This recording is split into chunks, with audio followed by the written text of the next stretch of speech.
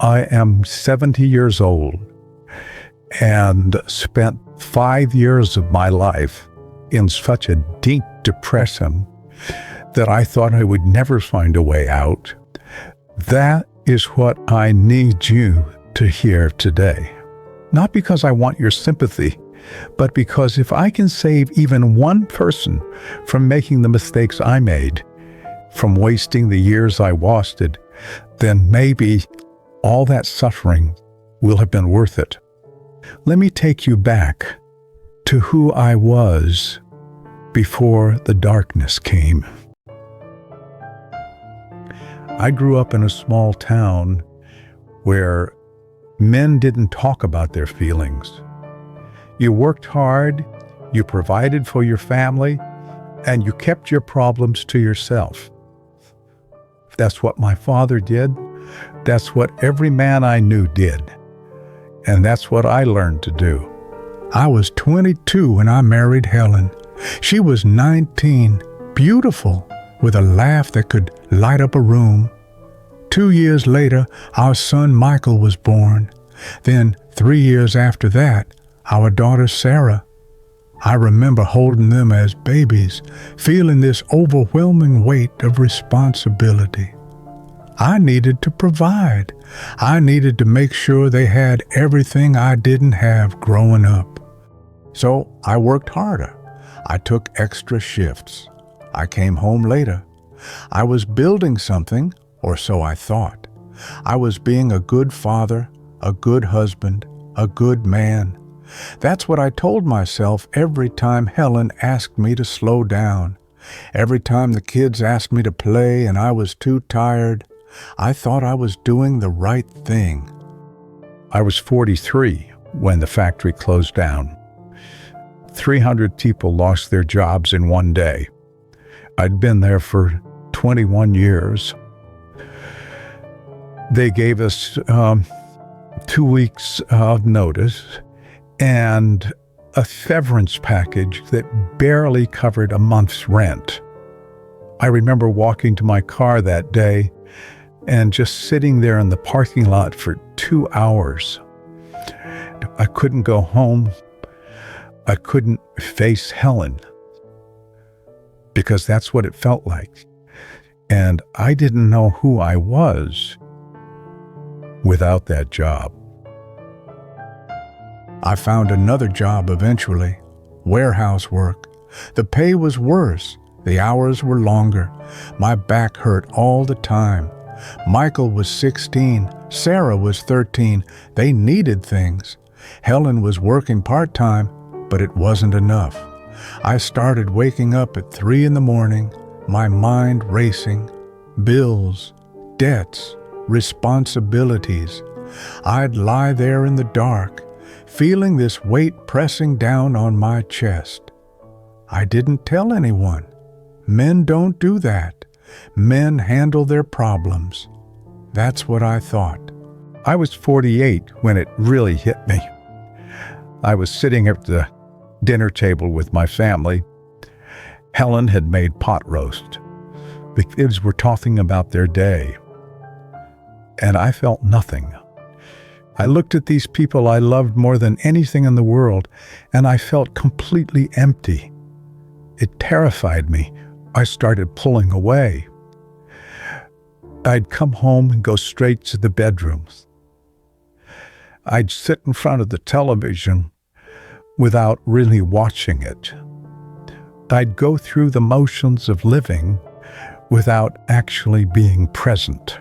Helen noticed. She'd ask me what was wrong. I'd say I was tired, just tired. I was always fine. I wasn't fine. The next 5 years are hard to talk about. I remember every single day feeling like I was drowning, like there was this invisible weight pulling me down, and no matter how hard I fought, I couldn't break the surface. I stopped sleeping properly. 3-4 hours a night if I was lucky. I'd lie awake, staring at the ceiling, thinking about everything I'd done wrong. My mind became a prison. The same thoughts, over and over. You're a failure. You're worthless. It didn't matter that these thoughts weren't true. They felt true. I stopped eating right. Food lost its taste. I lost 30 pounds. People said I looked sick. I felt sick. Sick of waking up. Sick of pretending. Sick of existing. Helen kept trying to reach me. She'd suggest we go for walks. She'd tell me she was worried, and I'd brush her off. I'd tell her I was fine, because admitting I wasn't fine felt like admitting I was weak. The kids started avoiding me. I'd become the hollow version of their father, present but not present. Michael graduated high school. Sarah started dating. I was physically in the room for these moments, but mentally I was somewhere dark and unreachable. I started thinking about ending it. Not all the time at first, just occasionally. Little thoughts that would creep in. Then those occasional thoughts became regular thoughts. Then constant. Then they became plans. I'm not proud of this. I'm sharing it because if you're reading this and you've had these thoughts, I need you to know you're not alone. It's not weakness, it's illness, and illness can be treated. But I didn't know that then. I was 53 years old, and I was planning my own death. I'd picked the day. I'd picked the method. I'd written letters to Helen and the kids that I'd never send. The night before, I couldn't sleep. I lay in bed next to Helen, listening to her breathe, and I started crying, quietly. But once I started, I couldn't stop. Years of pain, years of holding it all in, it all came pouring out. She saw me lying there, tears streaming down my face, and she didn't ask what was wrong. She just held me, and I told her everything. The darkness, the thoughts, the plans. I expected her to be angry. Instead, she just held me tighter and said, "We're going to get you help tomorrow." I didn't believe help was possible, but I was too exhausted to argue. The next morning, Helen drove me to a psychiatrist. I remember sitting in that waiting room, feeling like everyone was judging me. The doctor was in her 40s. Kind eyes. She didn't judge. She just listened. And when I finished talking, she said something that changed my life. She said, "You have clinical depression. It's a medical condition. It's not your fault, and it's treatable." It wasn't my fault. I'd spent 5 years blaming myself, 5 years thinking I was weak, broken, and here was this person telling me it was an illness, like diabetes, something that happened to me, not something I caused. They started me on medication. It took weeks to find the right one, and it didn't work like a magic pill. But slowly, very slowly, it lifted the fog. It made it possible for me to think clearly again. But medication wasn't enough. I started therapy. Twice a week at first. I talked about things I'd never talked about before. My childhood, my father's anger, the pressure I'd put on myself, the beliefs about what it meant to be a man. It was hard. Every session felt like peeling back layers of armor I'd spent my whole life building. But underneath that armor was a scared kid who'd never learned how to process emotions, who'd been taught that feelings were weakness. I had to unlearn all of that. I had to learn that vulnerability isn't weakness, that asking for help is actually one of the strongest things you can do. Helen came to some sessions. We talked about things we'd never talked about in 26 years of marriage. How isolated I'd made her feel. How my silence had hurt her. It broke my heart. But it also helped. Michael and Sarah came to sessions too. They were adults by then. They talked about growing up with a father who was emotionally absent. Hearing that hurt, but they were still there. They still showed up. Recovery wasn't linear. There were good days and bad days. Days when I felt almost normal. Days when I couldn't get out of bed. But Helen wouldn't let me give up. My kids wouldn't let me. My therapist wouldn't let me. And slowly, gradually, I started to come back to life. I started noticing things again. The way the light came through the kitchen window, the sound of birds, the taste of coffee, small things I'd stopped paying attention to when I was lost in the darkness. I started having real conversations again. I started laughing again, not forced laughs, but genuine laughter. I started being a husband again, a father again, a person again. It took 2 years of medication and therapy before I felt like myself, or maybe a different version of myself, one who'd been through hell and come out the other side. I'm 65 now, 15 years since that night when I almost didn't make it. And I have some things I need to tell you, things I learned the hard way. First, depression doesn't care how tough you are. It's an illness, and like any illness, it needs treatment. There's no shame in that.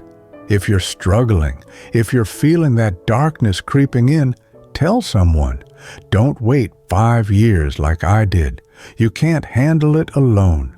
Second, your feelings are not weaknesses. They're information. They're your body telling you something is wrong.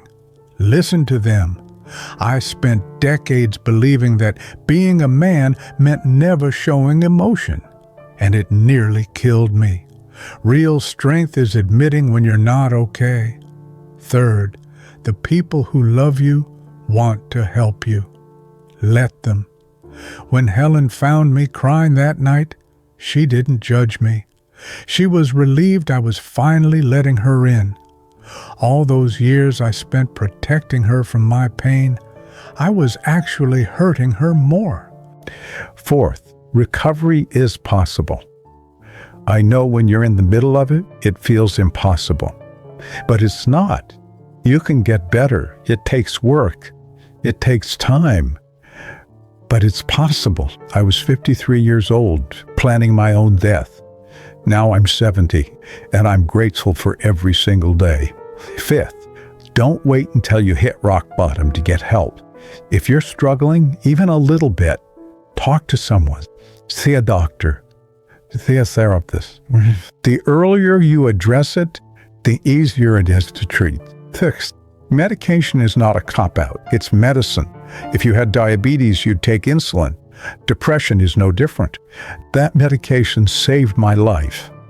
It gave me the stability I needed to do the hard work of therapy. 10. Seventh, therapy isn't just talking. It's learning skills. Skills for managing stress. Skills for processing emotions. I still use those skills today, every single day. These are skills I should have learned when I was 20. Better late than never. Eighth, you have to be honest with yourself.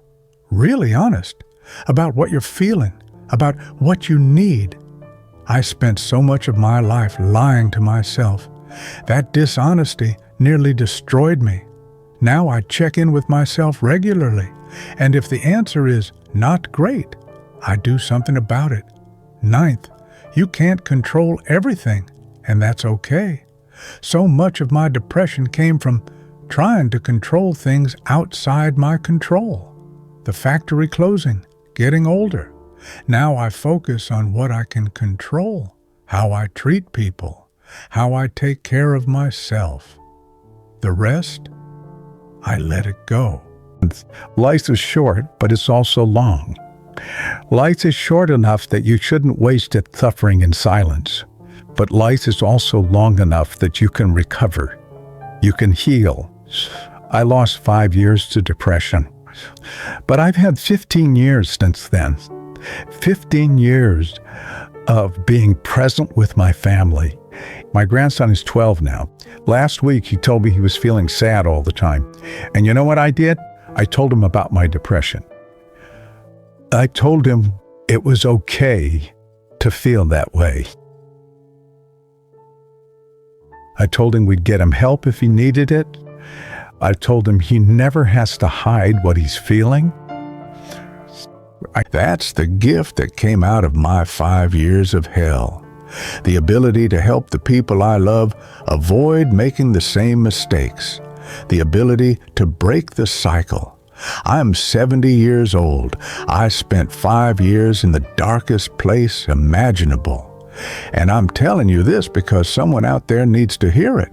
Someone out there is where I was, suffering in silence, thinking they're alone, thinking there's no way out. There is a way out. It's hard. It's scary. It requires you to admit you need help. But it's possible, and it's worth it. Don't wait as long as I did. Don't lose years of your life to something that can be treated.